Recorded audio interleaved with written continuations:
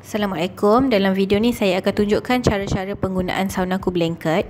Pertama, sambungkan wire sumber elektrik dan dua wire daripada sauna blanket ke alat kawalan konfigurasi. Pastikan wire bahagian atas blanket di output 1 dan wire bahagian bawah blanket di output 2. Hidupkan mesin kawalan konfigurasi dengan menekan butang on. Tekan butang setting dengan ikon spana kecil ini untuk tetapan masa. Tekan butang atas dan bawah untuk menetapkan jumlah masa yang dikehendaki. Maksimum masa adalah 60 minit. Tekan semula butang setting untuk tetapan suhu di output 1.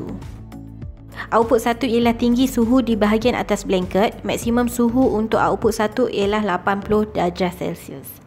Tekan butang setting sekali lagi untuk tetapan suhu di output 2. Output 2 pula ialah tinggi suhu di bahagian bawah blanket. Maksimum suhu juga merupakan 80 darjah Celsius. Setelah selesai menetapkan kuantiti masa dan suhu yang dikehendaki, sila tekan butang start dengan tulisan S atau P.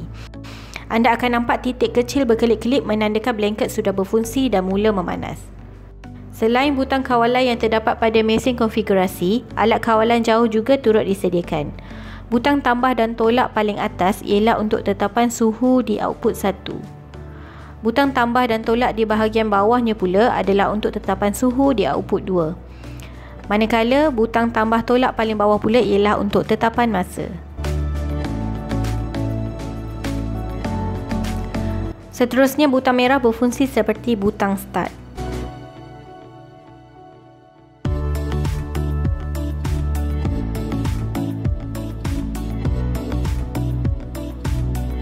Pasangkan zip pada blanket bermula dengan bahagian bawah ke atas. Terdapat dua zip kedua arah iaitu kiri dan kanan blanket.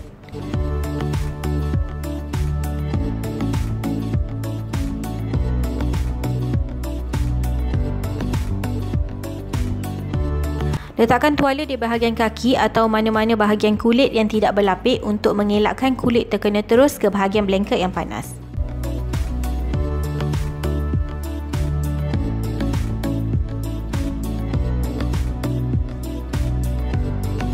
Zipkan di kiri dan kanan blanket sehingga ke atas dan nikmati keseronokan bersauna.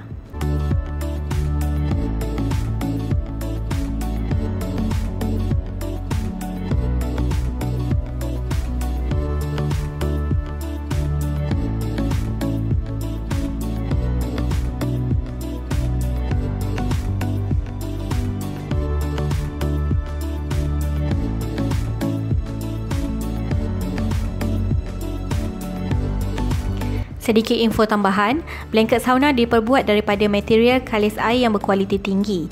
Jika terdapat cecair, sama ada air atau peluh pada permukaan blanket, hanya ambil tuala dan lap seperti biasa.